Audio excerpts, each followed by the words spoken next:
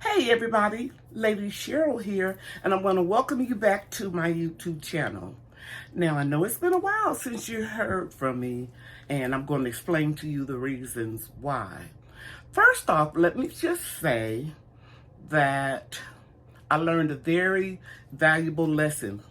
Yep, you're still learning all your life. And at the age of 69, I needed to learn this lesson.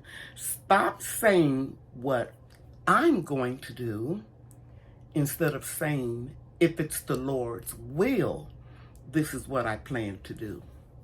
I was getting ready to take some trips, but prior to that, I made sure that I took care of all of my annual tests, physical, eye exam, mammogram, all my blood work for my kidneys, everything.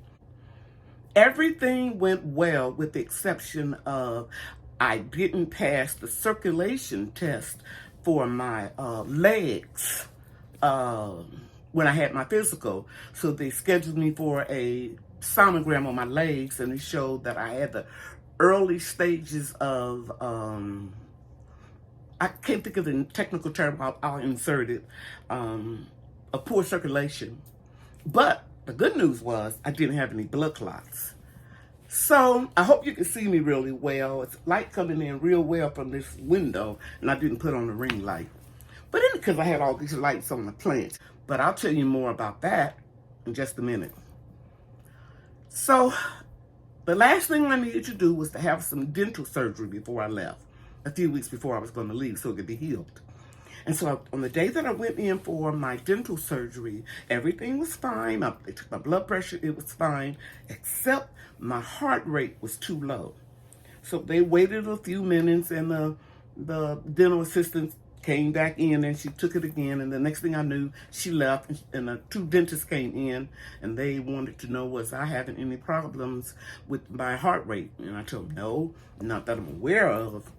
And that's when they told me that my heart rate was only 33. Now, if you don't know, Google it. A normal heart rate is between 60 and 100.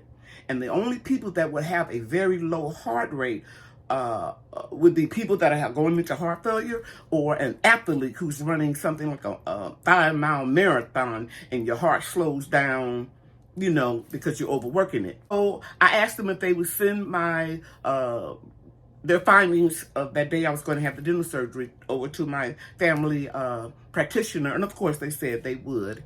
And then my doctor called me and scheduled or referred me to a cardiologist. So the next day or the day after that, I went in to see the cardiologist. And mind you, every time I go to the doctor, I kept telling them I was having shortness of breath, and it seemed like it was getting worse, but everybody contributed it to kidney disease. And I'm at stage 4, and I've been holding at stage 4 for years. And when you get to stage 5, you either get a transplant from a family member, or you go on the list, or you go on dialysis. And this runs in my family, polycystic kidneys. I have a son who's in his early 40s, and he's on dialysis. But anyway, I go to the cardiologist. He did an EKG, and this is what he told me. He needed me to wear a heart monitor, and they will be checking those results, and a couple more tests they ordered for me. And so while I was waiting for the results of the heart monitor, the openings came up for me to have the nuclear stress test on my heart and a sonogram on my heart.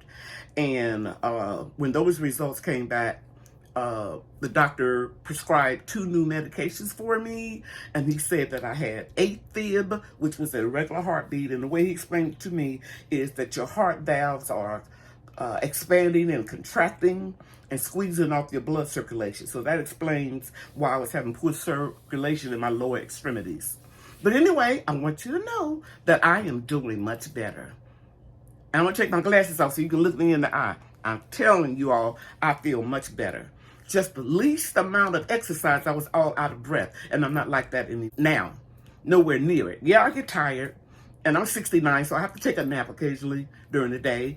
But I'm not like out of breath like I was. And I thank God that I caught it, or they caught it in time so I can get on medication. So I'm not going to be working outside in the garden as much until I get released from the doctor. But as you can see, I love gardening and I'm not going to stop. So I'm doing hydroponic gardening, and I have several systems I'm going to be sharing with you all. And of course, I went back to my first love of gardening, and that was houseplants. I have a lot of houseplants, and in a future video, I'll share with you how I completely decorated my room at my daughter and my son-in-law's house. And it might look like a jungle, so I went from a food forest to a jungle. But I'm doing much better, and I'm going to be sharing with you in this video what I'm currently up to, and then at the end, I'm going to tell you what I'm going to be sharing with you in the next video. Okay? Let's get started. Here I'm showing you the Pot Hydroponic System, how I'm setting it up. It has Wi-Fi capability, and this is new to me, and I'm learning how to do it, and I thought I'll take you along with my journey. So as you can see here, I've started some seeds, and a few of them have germinated. And those plastic domes over there create a really high humidity to facilitate the seeds germinating faster. Here I'm showing you some of the operating positions. That's the pump mode, the brightness, the water level, and also a timer for the lights. Now, in this video, I'm sharing with you a few weeks later the progress after the seeds germinated. Those little yellow sticky things you see are from gnats that came in the house, probably through some house plants. But anyway, as you can see, the arugula, tomatoes, black seeded Simpson lettuce is all doing very well. The first set of seeds I started, as far as the tomatoes are concerned, are Tiny Tim. They are a dwarf tomato. I've grown them before outside in soil. So I figured it would be easy to grow this type inside. Guys, it is Sunday, the 26th of November, and Brian and I are setting up 2 more systems that we got on sale at Amazon for $39.99. It's a very quiet motor on these, and he's putting in the little cylinder. I guess that's what you call it. So as you can see here, Brian got the other package, and he's inserting those inside the little holes. And this is my first time using this system. It's called Garden Cube, and as you can see, you can put 8 pots in each of them. Now I heard something went ding. So what happened? Did you turn off the lights or something up under there? No. I think this one over here, the garden, aerial garden. Okay, so now you're gonna put the sponges in. It's inserting the sponges, and he asked me a good question. What was the question again, Brian? Why are the packages, sponges, colored like dirt? I think they use them made them that color, Brian, because they're biodegradable. You can actually pull these out. Put one here, please. You could pull these out, you know, when you get at least 2 sets of true leaves, and you can put them inside of your garden into soil. So that was a very good question. But we know that we're not going to do that with these, because you all have my garden outside, and you all will be taking care of that, you, Bria, and your mom. Right? Mm-hmm. Okay. And believe me, Brian has been gardening with me since before he could talk and walk. So he knows a lot about gardening. I'm really excited to start this new system. It had wonderful reviews from gardeners that have used it. And so that's why I decided to try it. Now, you can let these soak overnight or a couple hours and put your seeds in there, or you can put them in on the same day. It doesn't make that much difference. Maybe one day sooner the seeds will germinate, but I'm going to go ahead and do it today. And we're going to drop 2 or 3 seeds in each one. So are you done? No.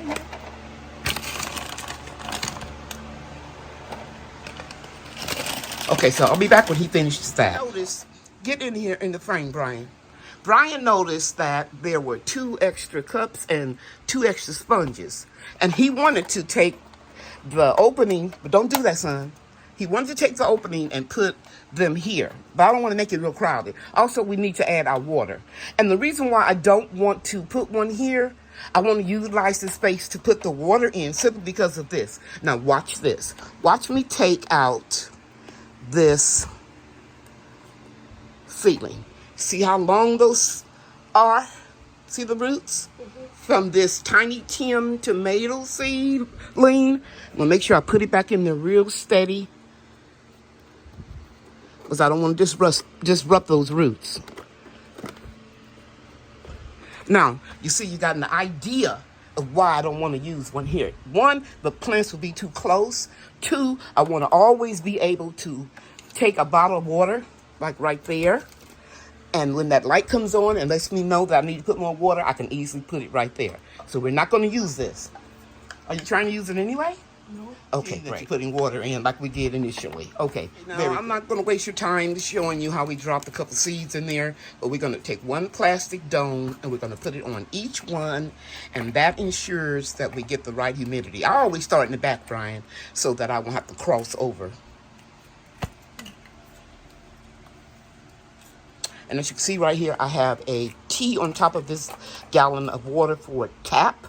And the water jugs that are just distilled water, I don't have anything on them. And I use half tap and half distilled water, because you want some of the minerals which are beneficial to the plants growing. You want to keep some of those minerals in there. So don't use straight tap. And you can if you have to, but I would suggest that you fill your jug up, take the cap off, let it rest for 24 hours. That way you can have the opportunity to let some of the minerals escape. So Brian, you want to put the caps on this one here, on the second one.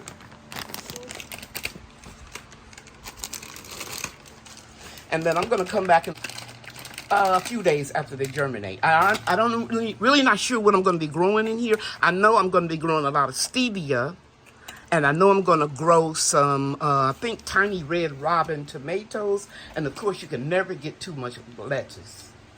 So that's the arugula there, and here's the black Simpson seeded lettuce. Okay.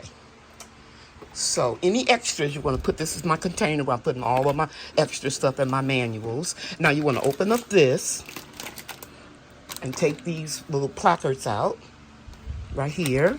And I didn't get this with the Arrow Garden. It comes with these little rings around it right there and show you what you plant. And then if you plant something else like I did arugula here, you know, you can label it. And I'm not trying to be facetious. If you're new to gardening, you need to label everything. I know what it is because I've been gardening outside organically for over 40 years. So I know that this is arugula, deal there, pardon me, thyme coming up here. You know, you just know. This is a pepper plant. Here is the tomato plant. So we're good. But take this out, sweetie. Take it loose. But if you're unsure about what you're growing, you want to always label it. And Brian, I think you can stick these in here some kind of way. If not, you can just lay it up. I think it can go right there. You can push it in. Put the top back on here, please. This is the first time me using this system, guys, so I got to figure out where we're going to put it. If not, I'll just diagram it out what I'm going to... You got it in? Now see if you can put the top. Yeah, I knew you could do it. Mr. Strong Karate Man. Okay, you don't have to worry about it, Brian, because I'm going to have to take them down to write on the marker what they are, okay? All right, we'll come back in a few days and pick up where we left off, guys. Thank you so much for watching. If you like what you see, please like, share, and hit the bell, and like. Okay, like, share, subscribe, and hit the bell for what? Notifications. Very good. Turn it on all. Okay. Okay, guys, the ideal conditions were present, so my arugula seeds germinated in one day. But this is the thing. I moved them from the garden box and put them over into the Pot Hydroponic System because I want to use this one to grow my tomatoes because it comes with the ability for it to rise up higher, and they give you these little sticks that you can put in these little holes, as I'm trying to do right here. Come on. And yeah, and you can elevate it much higher, and they even give it a 45-degree or a 90-degree angle. Can you see that? Okay. So I think it'll be in my best interest to put the taller growing plants like the tomatoes, maybe some of the lettuce. And you can see just a day, what a difference a day will make. But eventually I'm going to move all of the tomato plants to these bottom systems. Over here I have the Red Robin dwarf tomatoes, and these are the Tiny Tims. And these are all tomatoes that I have grown before and accumulated seeds. And I want to show you over here, I have 1, 2, 3, 4, 5 stevia plants. They take a little bit longer to grow, but they will probably eventually go out of this pot system into the grow box system, because I know that stevia, and you can look at my previous videos, grows very tall.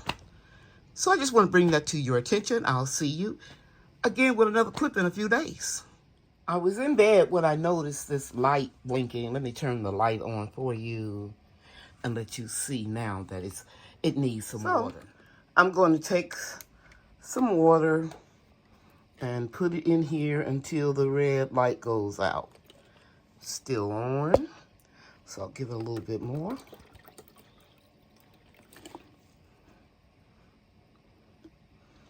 And a little bit more. That should do it. Let me see. You're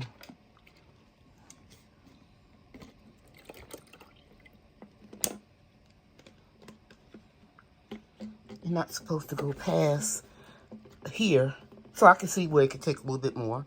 Let me get another bottle of water. No, it had to settle down. There we go. It's fine.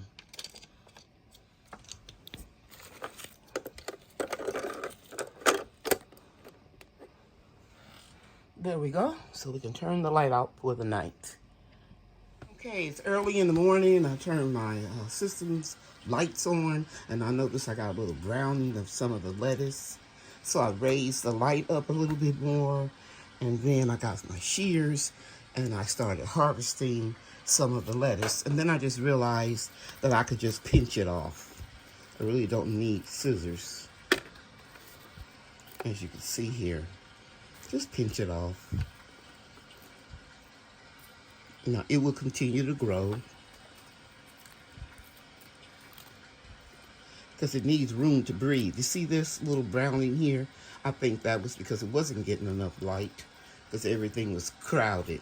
So I'm going to relieve the stress off of this plant by harvesting some black seeded Simpson lettuce.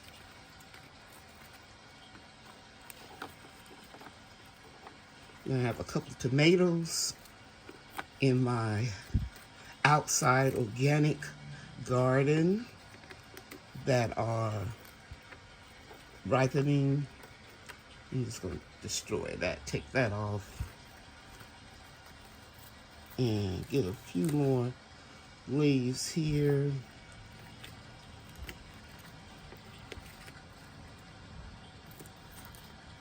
And I'll have a nice salad for lunch. I'm also going to do the same thing over there with the arugula, even though I noticed that it's not browning as much, hardly any. But I'm going to remove some so that center can get more light there. Okay, I'll be back. Okay, guys, so this is my harvest. I noticed that the arugula leaves, the shapes of the arugula is coming in better. The first few leaves, you know, didn't have that edgy or definition in the leaf pattern like this one. But it's okay. It's going to eat the same.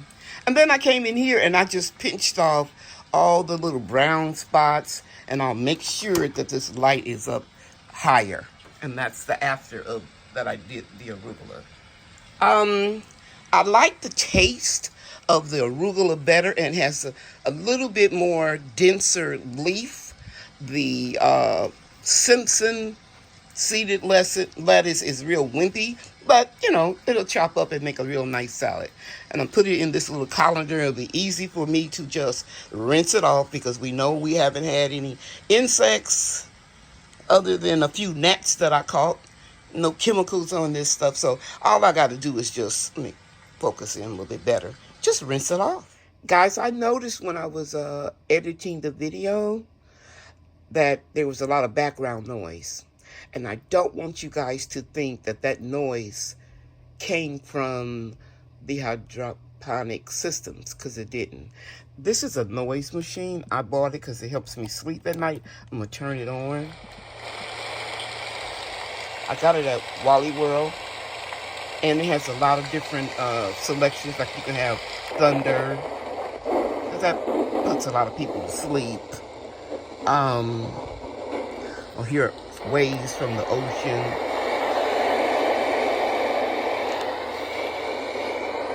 A soft rain.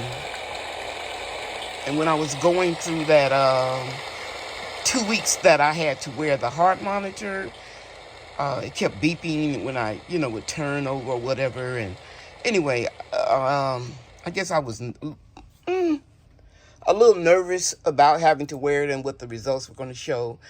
So I purchased this, and I bought it online. And I just want to let you all know that that's what you were hearing in the background. And if this can help somebody, if they're having some sleeping issues, it's very inexpensive. It was less than $25. Guys, I thought I would also share with you something else that I purchased to help me get better. This is a foot massager. That's the name of it. I purchased it from Amazon because I failed the blood circulation to my feet and my legs. And I had been noticing when I would sit for more than an hour or half an hour, my legs would go to sleep. I don't know if you all have ever had that, but that go numb, right? And so I had to go back to the doctor to have a sonogram to make sure that there were no blood clots in my legs. And all of this has to do with my heart valves, as I explained earlier in the video, weren't opening up correctly, which wouldn't allow the blood to flow through my heart the way it should. But this is a real nice foot massager, and it will increase, stimulation of the, blood circulating. And I thought I'd share that with you. And I've got one more thing I'm going to share with you. This is a leg and foot massager. Actually, it's two of them. I didn't put both of them on right now because I'm getting ready to go somewhere. But here's the second one. And here is the power button. And here is the name brand of it. Again, I purchased it from Amazon. Here's the power button. And then you can set it for what you want it to be on. If you want to do the whole leg and foot or the midsection. And yeah, and it works really, really well. It will tighten up and compress and then massage in a sequence. And you really, really feel it. Okay, so this has helped me a whole lot. But since I've been on that new medication for my heart, I haven't had as poor of circulation as I had been having in the past. So I hope this helps somebody. If you know anybody that has swelling, poor circulation, I would highly recommend this product. As you can see, I don't have any swelling, even though I have kidney disease. I don't have any fluid retention, and I don't take any water pills or anything like that. I just take my blood pressure medicine, all other medicines that I take, but none of them are diuretic. And I drink a gallon of water a day. And you can look over here, excuse my room.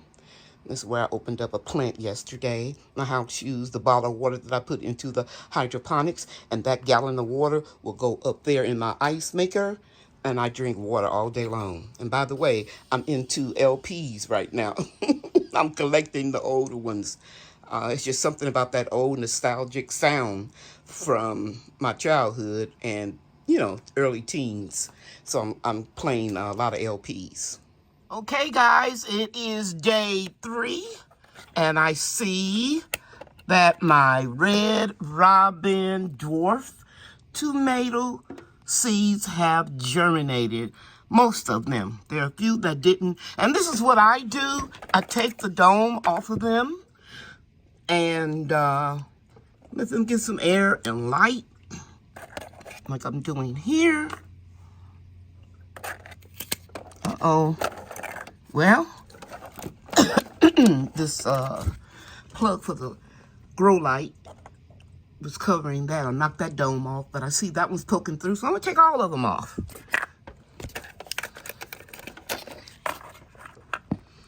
Let me see. That one right there is barely coming up, so I'll keep it on. This will go off, this will go off. And those. Okay. I'm excited. I just love seeing the growth. You know you're a gardener when you love every little aspect of it. Well, this concludes this video, and I'm going to be sharing more with you very soon. I think I'll share with you how I've decorated my bedroom, and also I'm going to show you the house that I sold. It's available for rent now, and I'll show you pictures of the inside and what they did to the food forest. They kept all the trees. So somebody's going to be very lucky to rent that property. Thank you so much for watching, everybody. Take care. Bye now.